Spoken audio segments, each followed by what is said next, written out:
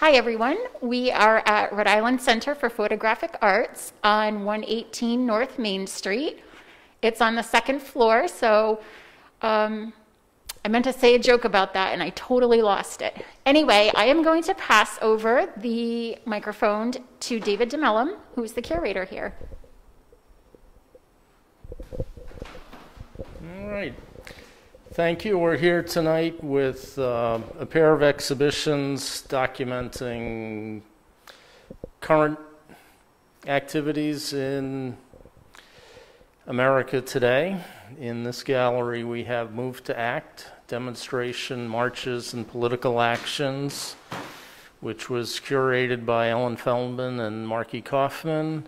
It brings together 41 photographers from around the country who spent time at and or participated in a number of demonstration, marches, and political actions around the country in the last few years. And we felt it was a timely presentation to provide a reminder as we come into the election season. And I will hand the microphone over to Ellen. Hello, I'm Ellen Feldman. I'm co-curator, along with Marky Kaufman, of this show, which we call Move to Act. And it's about all the protests and all the actions that we're taking now that form a community of action. And so it's not just one march, there's a whole series of marches that are going and demonstrations that are taking place right now. They would include March for Our Lives, the Women's March of 2017, climate change,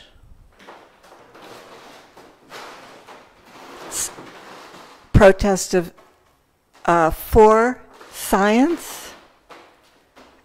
and the convergence of these marches and these protests is what makes this moment in our history so vital and important and strong. We are now... Can you tell me about this piece here? Yes, of course. So that piece, this photograph by Luke Jordan, is called Pink Sign, and it represents, I would say, just like algebra represents unknowns that you can plug in some things all the time, a different thing for every moment. This is a sign in which you can plug in any issue that is strong and powerful for you at that moment. So just remember your classes in algebra, what represents X, what represents Y, and you will be able to really understand and feel strongly about this sign.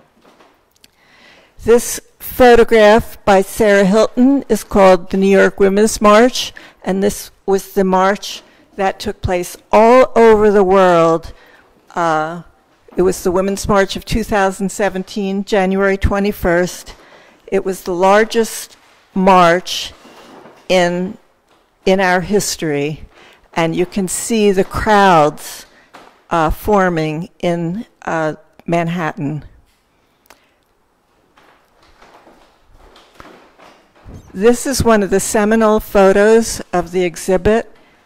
It's called by Sheila P. Bright, and it's called Silent March, and it's about the murder of Freddie Gray. And so now I think I should pass this along before we run out of time to Marky Kaufman, my lovely and incredibly talented and accomplished photographer and activist. Marky Kaufman. Hi, I'm Marky Kaufman, and I think we put this together mostly after the 2017 Women's March, where we realized it would make a great exhibit, all the photographs from the Women's March, but then we realized there are so many more marches and so many more protests. So Move to Act is about 7 or 8 different kinds of protests that have happened since 2016 to 2020. This image is from March for Our Lives by Gabriella Dumzik, who's an amazing freelance photographer in America. I Can't Breathe, which is by Ellen Shub, and it's basically refers to the Eric Garner murder where he was chokehold by police and died. I Can't Breathe is one of those amazing three-letter words that have come to symbolize Black Lives Matter. This one by David Whitney is March for Our Lives again. This child, the high school students screaming, am I next, basically. This image is by Gabriella Dumzik from Baltimore Sings the Blues. It's such an incredible picture because you see the photograph. In the photograph, you see all the police, but then you see this silhouetted, reflected image of this child, this African-American child, looking at these police like, oh my God, am I going to be next?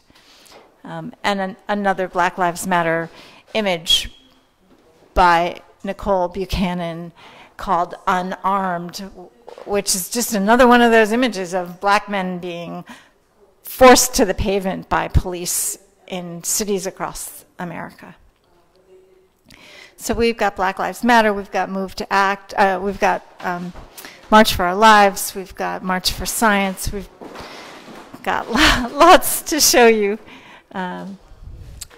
This beautiful image by,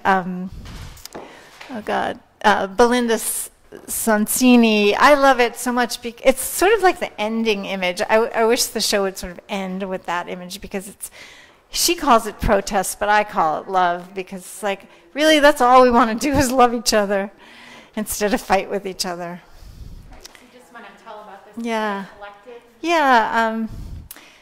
Just immigration, Black Lives Matter, Standing Rock, just all these protests that have been going on since 2016 in this country. March for Our Lives, teenagers, Black Lives Matter.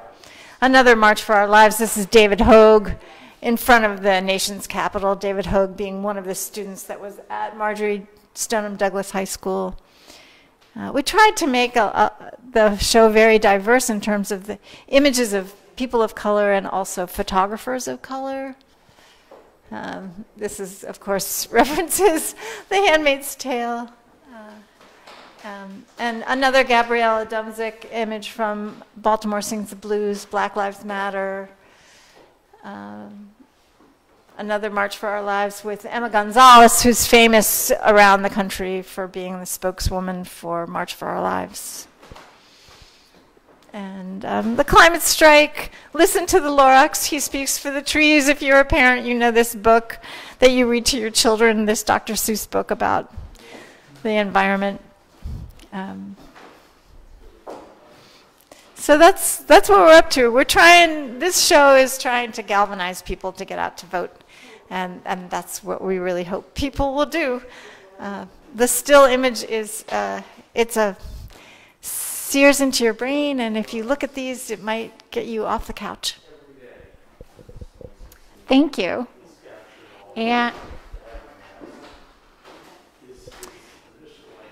just to finish up, I'm going to pass the microphone back to David.